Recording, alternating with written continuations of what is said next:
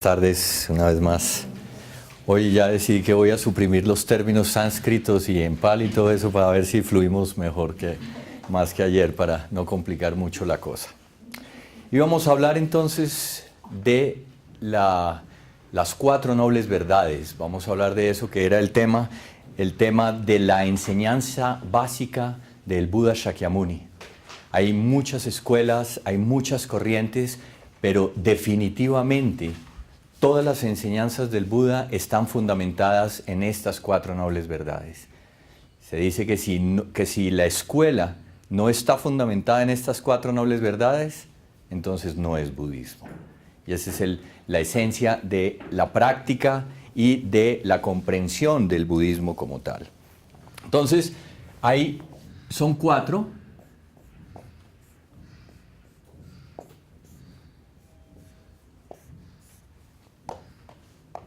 La primera noble verdad es la noble verdad del sufrimiento.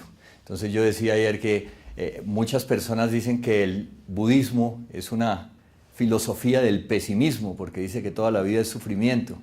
Pero resulta que no, hay un sufrimiento inherente a la existencia. Pero el Buda también habla de un camino para liberarse del sufrimiento. Entonces la primera noble verdad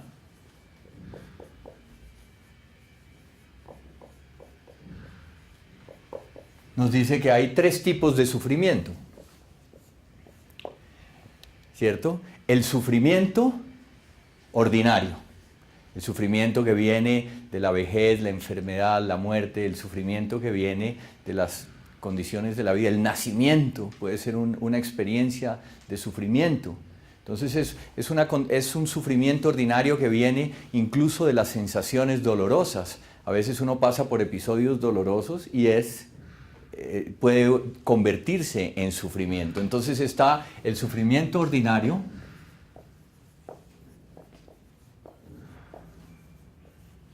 luego está el sufrimiento debido al cambio.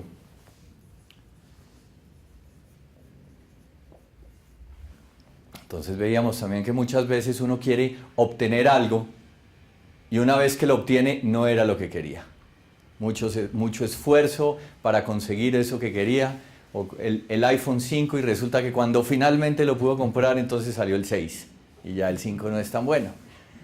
Entonces parecen tonterías, pero realmente eso en la vida cotidiana uno ve, o sea, gente haciendo colas durante día para conseguirse un teléfono.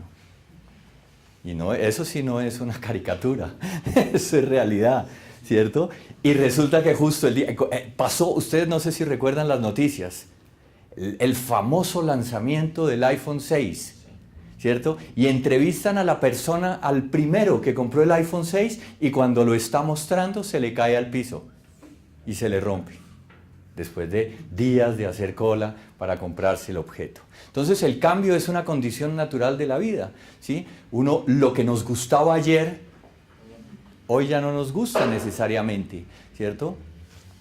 Cosas que alimentos, por ejemplo, que uno de niño no soportaba y que sufría cuando le ponían eso y se quedaba 1 horas ahí frente al plato, ¿cierto? Y después de pronto un día descubrió que era delicioso, ¿cierto? O todo lo contrario, dejó de gustarle. Entonces, el sufrimiento, hay un cambio, ¿cierto? Que viene naturalmente en la vida, ¿cierto? Las situaciones se transforman, las situaciones cambian y luego hay un sufrimiento que es el sufrimiento debido al estado condicionado de la existencia.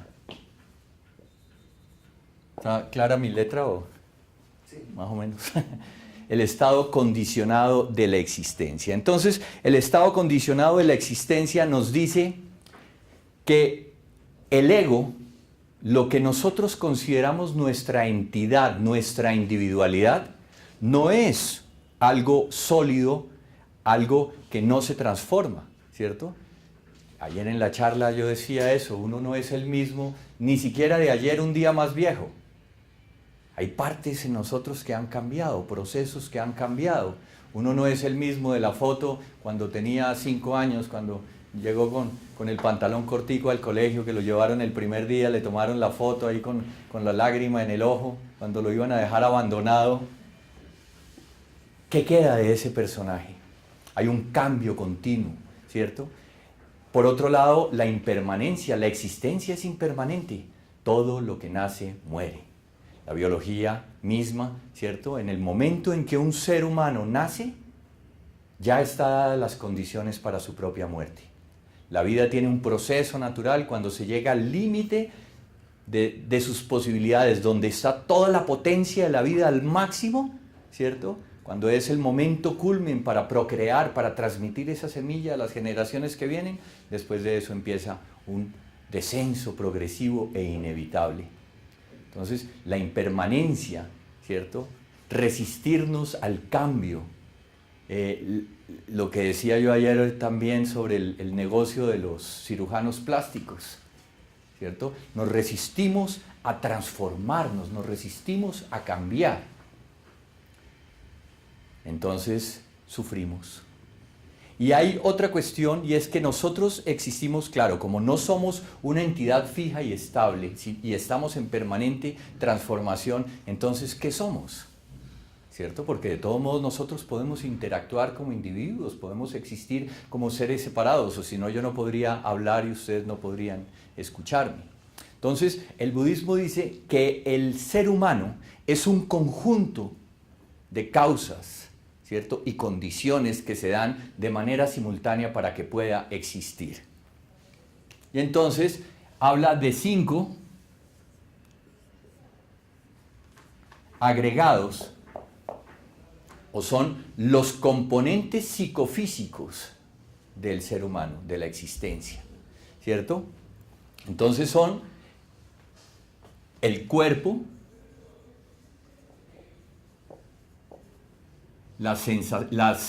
vamos primero las percepciones,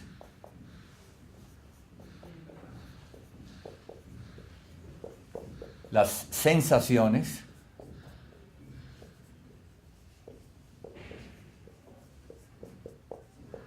aquí lo voy a llamar procesos mentales,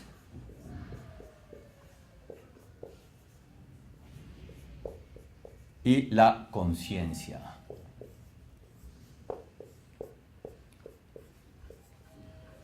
Conciencia. Esos son los 5 agregados, los 5 elementos constitutivos psicofísicos. Entonces, el budismo dice que hay percepciones, pero no hay un yo que perciba. Hay sensaciones, pero no hay un yo que sienta. Hay pensamientos, pero no hay un yo que piense. Es el conjunto de estas 5 condiciones la que en este momento presente, este cuerpo, con estas sensaciones, con estas percepciones, con estas sensaciones, con esta conciencia, estos procesos mentales, es este yo presente. Claro, yo existo en realidad en este momento como la manifestación de estas 5 condiciones, pero esas condiciones también se están transformando, están en continua transformación. Gilles Deleuze, que es uno de los grandes filósofos del siglo pasado en la filosofía occidental, en Francia, decía que el ser humano debería ser considerado más como un verbo y no como un sustantivo, como una realidad en continuo cambio y no como algo fijo. Y eso es muy coherente pues con el pensamiento budista. Somos una onda. No sé si ustedes están familiarizados con el principio de incertidumbre de Heisenberg, ¿cierto? Nosotros podemos estudiar un átomo en un momento dado como una partícula o como una onda, ¿cierto? Si queremos ver la posición, tenemos que considerarlo una partícula. Si queremos ver el movimiento, tenemos que considerarlo como una onda. Entonces, lo mismo sucede con nosotros. Si nosotros queremos ver al individuo en este momento presente, ¿cierto? Es la manifestación de estas 5 condiciones, ¿cierto? Pero esas condiciones también se van transformando. Somos parte de ese movimiento continuo. No hay nada en el universo que esté quieto. Uno dice, no, un diamante, pero un diamante no siempre fue diamante. El universo mismo está en permanente transformación, ¿cierto? Hay estrellas que uno ve en el cielo nocturno que ya murieron hace miles de millones de años y hasta ahora nos está llegando la luz. Todo está cambiando permanentemente. Entonces, el cuerpo, vamos a hablar. El cuerpo es la forma física que nosotros manifestamos en este momento presente. Pero eso no es algo que nos fue dado, ¿cierto? Decía un poeta italiano, que no recuerdo ahorita el nombre, decía, después de los 20 años somos responsables hasta de la cara que tenemos. Y uno dice, no, genética, ¿no? Pues es que saqué los ojos de mi papá, la nariz de mi abuelo, las orejas de mi tía, ¿cierto? Nada es mío, todo viene de alguien. Y resulta que esa genética, ¿cierto?, se manifiesta hasta cierto punto. Pero inclusive hoy en día se habla de la epigenética. Si las condiciones se transforman de estímulo o de tensión, de estrés, ¿cierto?, algunas características o algunas tendencias genéticas pueden manifestarse o no manifestarse. Por otra parte, las decisiones que yo voy tomando en la vida también van generando mi cuerpo, ¿cierto? Uno cree que uno es un cuerpo y ya, y resulta que si yo soy una persona sedentaria, pues no voy a tener el mismo cuerpo de una persona que es obsesiva con el fisicoculturismo, por ejemplo. Son dos cuerpos distintos. Si yo soy una persona sedentaria, no voy a tener la misma flexibilidad de una persona que hace yoga, que hace gimnasia, que hace ballet, ¿cierto?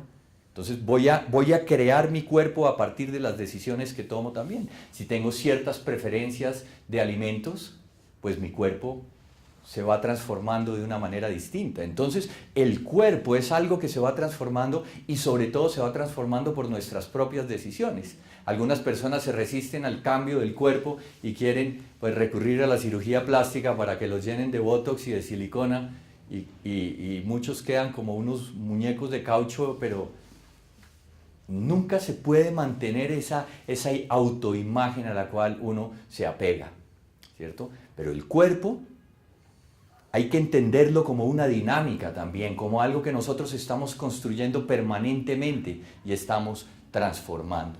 El cuerpo entonces es la forma física de este individuo. Un ejemplo que a mí me gusta utilizar mucho porque, claro, tenemos la tendencia a pensar que el cuerpo es algo separado del espíritu y de la mente. Nosotros crecimos en una cultura en la que se habla que habitamos un cuerpo. Entonces uno dice, no, esta es mi mano. Les presento mi mano, pero ¿mi mano de quién? ¿Quién es el que posee esa mano? Entonces, si nosotros vemos un cubo de hielo, ¿cierto?